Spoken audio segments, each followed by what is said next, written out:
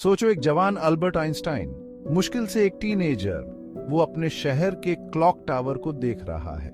घड़ी की टिक टिक एकदम सही समय बता रही है, लेकिन आइंस्टाइन को कुछ अजीब लगता है। वो इस एहसास को झटक नहीं पा रहे हैं कि समय इतना भी सीधा नहीं है जितना हम सोचते हैं। आइंस्टाइन की थ्योरी ऑफ रिलेटिविटी ने एब्सोल्यूट टाइम के विचार को ही तोड़ दिया। ये सवाल, जो बचपन की क्यूरियोसिटी से पैदा हुआ था, आइंस्टाइन को एक ऐसे रास्ते पर ले गया जिसने यूनिवर्स को समझने का हमारा नजरिया बदल दिया। सदियों से क्लॉकमेकर्स परफेक्ट प्रिसिजन के लिए प्रयास करते रहे हैं। उन्होंने बड़ी मेहनत से गियर्स और स्प्रिंग्स बनाए हैं। उनका मकसद टाइम कीपिंग में किसी भी तरह की गलती को खत्म करना था। उनका ये प्रयास एक गहरी मानवीय इच्छा को दर्शाता है कि वो इस दुनिया में, जो उन्हें कैओटिक लगती है, ऑर्डर ला सके। फिर भी मैकेनिज्म चाहे जितना भी प्रिसाइज क्यों ना हो, एक घड़ी हमेशा परफेक्ट टाइम से थोड़ा बहुत डिविएट करेगी ही। ये इनहेरेंट इम्परफेक्शन एक बुनियादी सच्चाई को उजागर करती है। एब्सोल्यूट प्रिसिजन एक इल्यूजन है। यहाँ तक कि सबसे केयरफुली कंस्ट्रक्टेड सिस्टम्स भी छोटे छोटे वेरिएशंस के प्रति संवेदनशील होते हैं, जो समय के साथ जमा हो सकते हैं और अनएक्सपेक्टेड आउटकम्स दे सकते हैं। ये सिद्धांत घड़ियों के दायरे से कहीं आगे तक जाता है। यूनिवर्स, जैसा कि पता चला है, इम्यूटेबल लॉज द्वारा नियंत्रित कोई परफेक्टली ऑयल्ड मशीन नहीं है। ये एक डायनामिक, हमेशा विकसित होता हुआ सिस्टम है, जहां छोटी सी छोटी गड़बड़ी भी बड़े बड़े बदलावों का कारण बन सकती है। यह रियलाइजेशन केओस थ्योरी के केंद्र में है। क्लासिकल फिजिक्स के जनक आइजैक न्यूटन ने यूनिवर्स की कल्पना एक विशाल क्लॉकवर्क मैकेनिज्म के रूप में की थी। हर एक्शन का एक इक्वल और ऑपोजिट रिएक्शन था। गति के नियमों ने ग्रहों के ट्रैजेक्टरी और एक सेब के गिरने को प्रेडिक्टेबल सर्टेनिटी के साथ निर्धारित किया। यूनिवर्स के बारे में उनके डिटर्मिनिस्टिक व्यू ने ऑर्डर और प्रेडिक्टेबिलिटी की एक तस्वीर पेश की। 20वीं सदी की शुरुआत में क्वांटम मैकेनिक्स की खोज ने एक प्रेडिक्टेबल यूनिवर्स के भ्रम को चकनाचूर कर दिया। पता चला कि सबएटॉमिक पार्टिकल्स क्लासिकल फिजिक्स के डिटर्मिनिस्टिक लॉज की अवहेलना करते हुए अनप्रेडिक्टेबल तरीकों से व्यवहार करते हैं।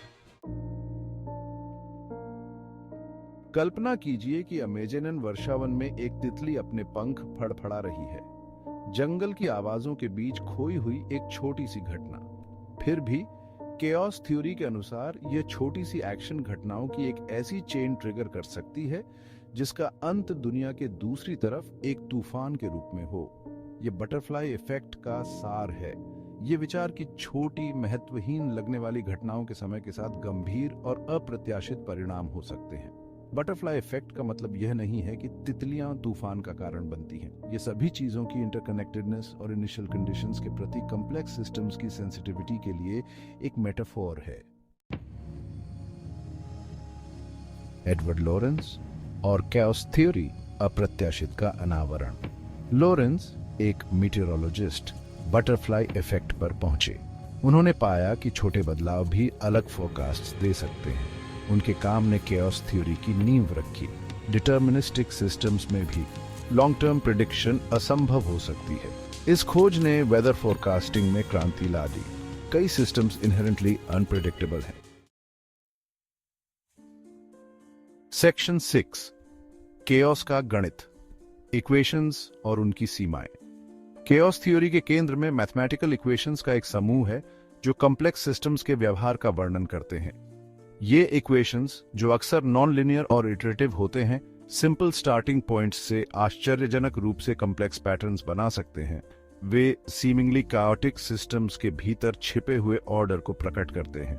ऐसी ही एक इक्वेशन है लॉरेंज अट्रैक्टर, जो डिफरेंशियल इक्वेशंस का एक ऐसा समूह है जिसे लॉरेंज ने एटमॉस्फेरिक कन्वेक्शन को मॉडल करने के लिए डेवलप किया था। जब इन्हें 3 डिमेंशंस में प्लॉट किया जाता है तो इन इक्वेशंस के सॉल्यूशंस एक मंत्रमुग्ध कर देने वाला बटरफ्लाई शेप्ड स्ट्रक्चर बनाते हैं, जो ऑर्डर और केओस के बीच के जटिल नृत्य को दर्शाता है। हालांकि इन सोफिस्टिकेटेड मैथमेटिकल टूल्स की भी अपनी लिमिटेशंस हैं। इनिशियल कंडीशंस के प्रति अत्यधिक सेंसिटिविटी का मतलब है कि माप या राउंडिंग में थोड़ी सी भी एरर बहुत अलग आउटकम्स दे सकती है।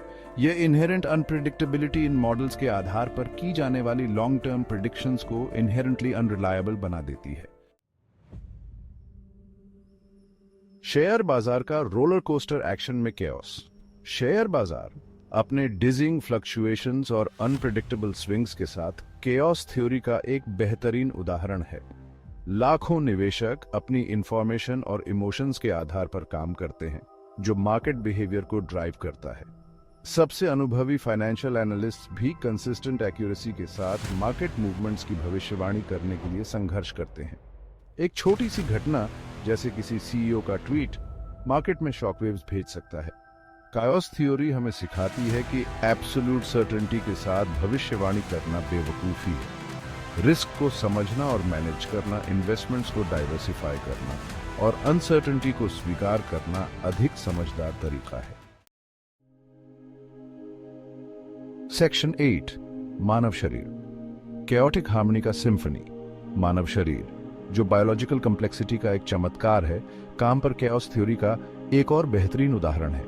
अरबों कोशिकाएं, जिनमें से प्रत्येक कुछ हद तक स्वायत्तता के साथ काम कर रही हैं, शरीर के इक्विलिब्रियम को बनाए रखने के लिए एक नाजुक नृत्य में इंटरैक्ट करती है। हमारा दिल की धड़कन पूरी तरह से रेगुलर होने के बजाय रिदम में सूक्ष्म वेरिएशंस प्रदर्शित करता है। ये फ्लक्चुएशंस, जिन्हें कभी रैंडम नॉइज माना जाता था, अब एक हेल्थी एडेप्टेबल सिस्टम के संकेत माने जाते हैं। पता चला है कि केओस रेजिलियंस के लिए जरूरी है। मस्तिष्क, जो सभी अंगों में सबसे जटिल है, केओटिक डायनामिक्स के सिद्धांतों पर काम करता है। अरबों न्यूरॉन्स जटिल पैटर्न्स में फायर करते हैं, जिससे हमारे विचार, भावनाएं और व्यवहार उत्पन्न होते हैं। यह केओटिक एक्टिविटी फ्लेक्सिबिलिटी और एडेप्टेबिलिटी की अनुमति देती है, जिससे हम लगातार बदलते परिवेश में सीखने, अडेप्ट करने और प्रतिक्रिया करने में सक्षम होते हैं। सेक्शन 9, समाज का अप्रत्याशित नृत्य मानव अंतःक्रिया में केओस। मानव समाज अपने जटिल रिश्तों, पावर डायनामिक्स और सांस्कृतिक मानदंडों के साथ शायद कॉम्प्लेक्स सिस्टम्स का सबसे बड़ा उदाहरण है। बटरफ्लाई इफेक्ट लगातार काम कर रहा है, क्योंकि देखने में महत्वहीन घटनाएं भी सामाजिक आंदोलनों को जन्म दे सकती हैं, सरकारों को गिरा सकती हैं और इतिहास के पाठ्यक्रम को बदल सकती हैं। द अरब स्प्रिंग, जो प्रो डेमोक्रेसी अपराइजिंग्स की एक श्रृंखला थी, जिसने मध्य पूर्व और उत्तरी अफ्रीका को अपनी चपेट में ले लिया था, सामाजिक परिवर्तन की अप्रत्याशित प्रकृति की एक कठोर याद दिलाता है। पुलिस की बर्बरता के विरोध में खुद को आग लगाने वाले एक ट्यूनीशियाई रेहड़ी पटरी वाले के साथ जो शुरू हुआ, वह जल्द ही क्रांतियों की एक क्षेत्रीय लहर में बदल गया, जिसने तानाशाहों को उखाड़ फेंका और राजनीतिक परिदृश्य को बदल दिया। केओस थ्योरी हमें सिखाती है कि सर्टेनिटी के साथ सामाजिक परिवर्तन के ट्रैजेक्टरी की भविष्यवाणी करना असंभव है। बहुत सारे वेरिएबल्स काम कर रहे होते हैं, और मानव समाजों की इंटरकनेक्टेडनेस का मतलब है कि छोटी छोटी घटनाओं के भी दूरगामी परिणाम हो सकते हैं। सेक्शन 10, अज्ञात को अपनाना। अप्रत्याशितता की सुंदरता। केओस थ्योरी निराशा का कारण बनने के बजाय यूनिवर्स और उसमें हमारे स्थान पर एक लिबरेटिंग पर्सपेक्टिव प्रदान करती है। यह हमें अनिश्चितता को अपनाना, अनएक्सपेक्टेड में सुंदरता खोजना और अपने ज्ञान की सीमाओं को स्वीकार करना सिखाती है। कंट्रोल और प्रेडिक्टेबिलिटी से ग्रस्त दुनिया में केओस थ्योरी हमें याद दिलाती है कि कुछ चीजें इनहेरेंटली अननोवेबल हैं। इसका मतलब यह नहीं है कि हमें समझने या भविष्यवाणी करने के सभी प्रयासों को छोड़ देना चाहिए। इसके बजाय ये ह्यूमिलिटी, एडेप्टेबिलिटी और अज्ञात को अपनाने की इच्छा का आह्वान करता है। यूनिवर्स कोई स्टैटिक, प्रेडिक्टेबल मशीन नहीं है। ये एक डायनामिक, हमेशा विकसित होता हुआ सिस्टम है जो सरप्राइजेस से भरा है। केओस थ्योरी हमें एब्सोल्यूट सर्टेनिटी की अपनी आवश्यकता को त्यागने और ऐसे यूनिवर्स की सुंदरता और आश्चर्य को अपनाने के लिए आमंत्रित करती है, जो हमेशा अनएक्सपेक्टेड तरीकों से अनफोल्ड हो रहा है। सेक्शन 11, निष्कर्ष। अनंत संभावनाओं का ब्रह्मांड। सबसे छोटे एटम से लेकर सबसे बड़ी गैलेक्सी तक केओस थ्योरी एक ऐसे यूनिवर्स को प्रकट करती है जो इंटरकनेक्टेडनेस से भरा हुआ है, जहां छोटी छोटी एक्शंस के भी गंभीर और अप्रत्याशित परिणाम हो सकते हैं। ये दुनिया के बारे में हमारे डिटर्मिनिस्टिक व्यू को चुनौती देता है और हमें याद दिलाता है कि भविष्य पहले से तय नहीं है, बल्कि चांस और चॉइस के अनगिनत धागों से बुनी गई एक टैपेस्ट्री है। जैसे जैसे हम कॉस्मोस के रहस्यों में गहराई से उतरते हैं, केओस थ्योरी एक गाइडिंग प्रिंसिपल के रूप में काम करती है, जो हमें अनिश्चितता को अपनाने, अनएक्सपेक्टेड में सुंदरता खोजने और आगे आने वाली अनंत संभावनाओं पर अचंभा करने के लिए प्रेरित करती है। यूनिवर्स कोई रिजिड, प्रेडिक्टेबल मशीन नहीं है, बल्कि ऑर्डर और केओस का एक डायनामिक, हमेशा विकसित होता हुआ नृत्य है। इंटरकनेक्टेडनेस का एक सिम्फनी है जो लुभावने और अप्रत्याशित तरीकों से अनफोल्ड होता रहता है।